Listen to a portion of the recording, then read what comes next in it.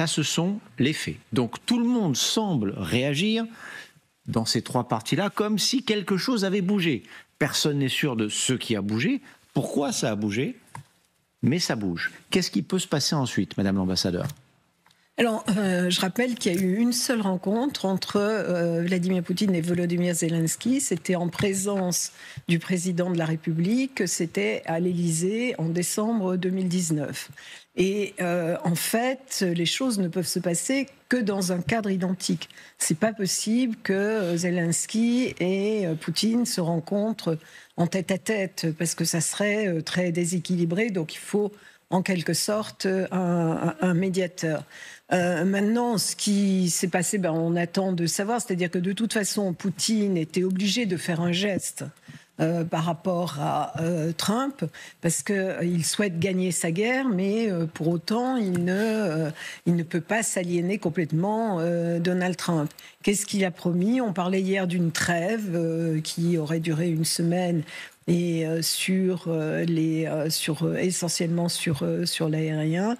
On verra, mais si je me réfère à ce format précédent, parce qu'il n'est pas nécessairement conclusif. Il peut aussi lancer un processus qui se poursuivra ensuite. Ça, c'est une question intéressante. Si rencontre il y a la semaine prochaine, parce que c'est ce qui est annoncé, en tout cas on le laisse entendre, semaine prochaine, Trump-Poutine, puis dans la foulée, Trump-Poutine-Zelensky.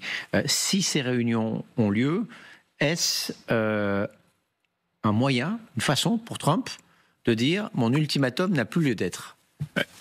Encore une fois, je pense qu'il a compris que cette stratégie-là était inopérante. Donc il fallait passer à un autre format. C'est pour ça que je parlais d'effet de souffle tout à l'heure. Mais vous observerez, on vient d'entendre Volodymyr Zelensky à l'instant, il fait mention d'un cessez-le-feu. Pas d'autre chose. Et pas du tout d'un traité de paix. Donc ça peut être une pause. Et moi, j'en reviens toujours au back to basics, comme on ne dit pas à Moscou, retour aux fondamentaux. Je n'imagine pas que Poutine cède sur aucun des points qu'il a définis comme le ne variétour, on ne bouge pas, de la posture du Kremlin. On les rappelle, les 4 régions plus la Crimée, la démilitarisation de facto. Voilà, interdiction pour l'Ukraine d'entrer dans l'OTAN, etc.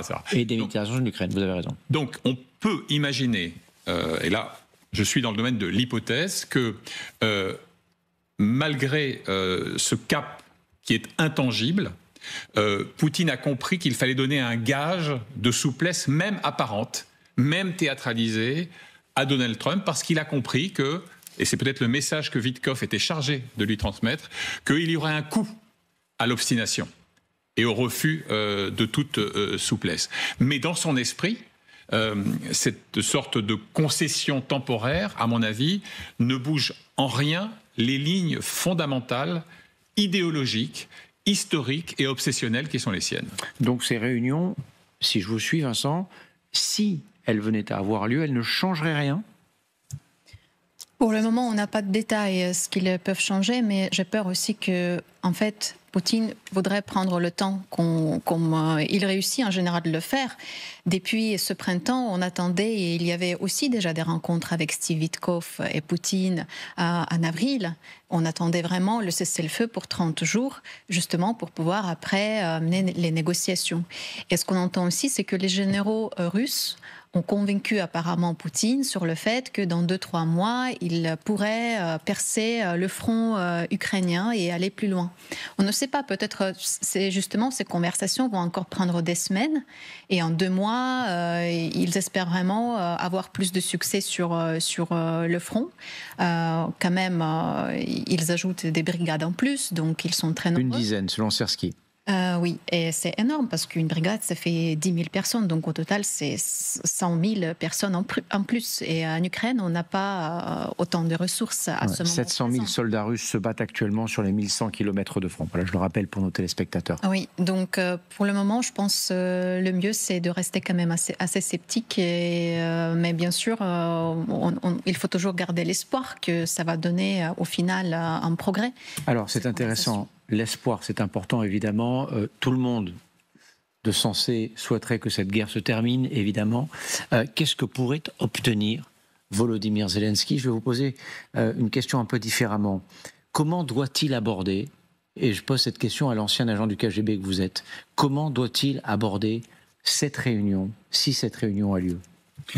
Déjà par rapport à la réunion, apparemment quand même, il y a plusieurs sources qui commencent à s'emballer. Il y a Fox News qui a confirmé. Selon Peter Doocy, et il parlerait même de Qatar et de Genève comme les lieux dans lesquels la rencontre pourrait avoir lieu.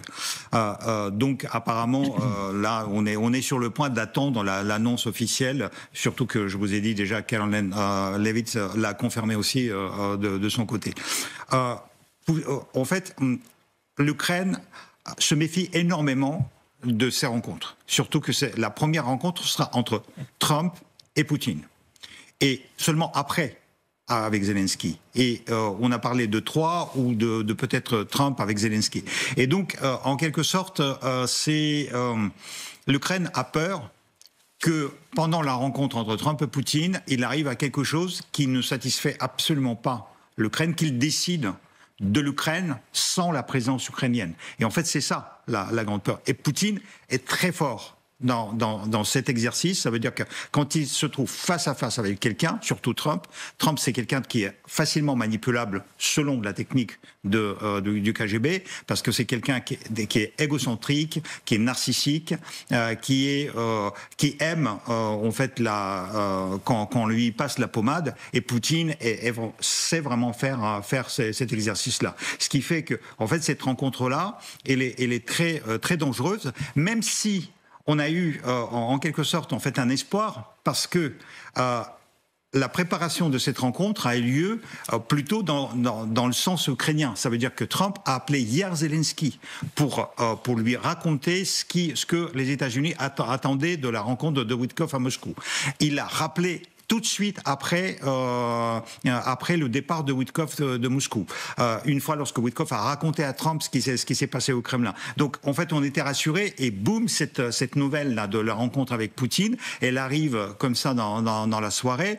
Et je crois que vous avez vu chez Zelensky, et en plus il était sur le front en fait. Il se déplace depuis 2 jours là où ça fait mal en fait sur le terrain de la guerre, et il se méfie quand même de ce que ça pourrait se tramer derrière, surtout que c'est la Russie qui a apparemment voulu que Witkoff se déplace à Moscou.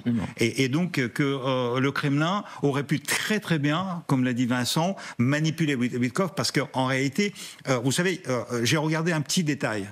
Avec quelle voiture il partait de l'aéroport ce matin à Moscou? Et c'est toujours la voiture de FSO, ça veut dire la plaque blanche. Vous avez connu, en fait, c'est les plaques diplomatiques sont des plaques rouges à Moscou, et donc vous le voyez, ce n'était pas la voiture de l'ambassade des États-Unis dans laquelle était Witkoff. C'est la voiture de la partie accueillante qui lui était présentée, et c'est un peu léger. Alors, c'est parce que, sans doute, Donald Trump a décidé qu'il ne serait pas accompagné de l'ambassadeur, mais sinon, c'est toujours les voitures du FSO avec un chauffeur du FSO, y compris quand il y a une visite du président de la République, du ministre des Affaires étrangères français. Moi, j'ai vécu ça en permanence. Moi, j'ai vécu à mon époque, quand il y avait des visites comme ça, il y avait la voiture de l'ambassadeur avec le fanion de l'ambassadeur, et c'était toujours la voiture de l'ambassadeur qui prenait le diplomate. Avant d'entendre Vincent Jeu, on va écouter, puisque vous parlez de diplomatie, le conseiller diplomatie de Poutine, voilà.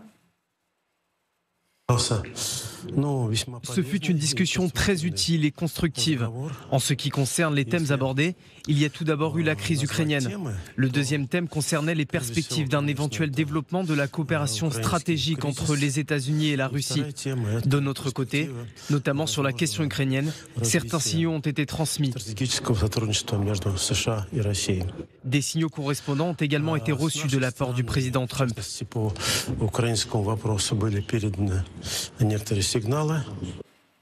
Est-ce qu'on peut traduire cela, Vincent, par faites du business, pas la guerre?